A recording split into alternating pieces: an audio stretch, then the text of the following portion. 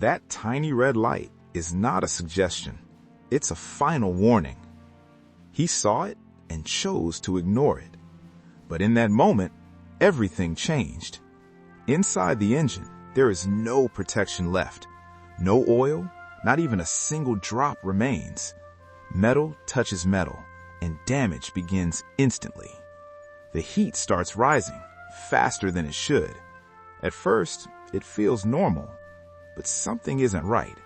And in just minutes, everything is about to fail.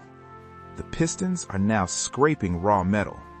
Tiny metal particles begin to spread inside. The heat is now completely out of control. And then he makes the worst decision. He pushes the engine even harder. Inside, the bearings begin to fail. That knocking sound means destruction is near. Now the engine is tearing itself apart. Panic starts to take over. The engine is losing power, fast. The shaking turns violent. The car can barely hold itself together. And then, something cracks. A critical part just failed. Suddenly, smoke bursts from the engine. The car is slowing down, faster and faster. He realizes this is serious. The engine has reached its absolute limit. Inside, everything is collapsing. The car struggles, fighting for its last seconds. And then, everything stops. A loud snap echoes from within. The engine dies completely.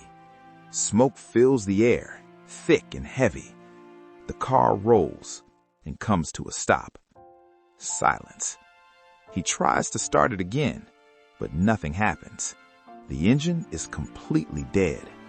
Inside, total destruction. One small mistake cost everything. He steps out, knowing it's over. He looks at the car in disbelief. Slowly, he opens the hood. What he sees is complete destruction. All because there was no oil.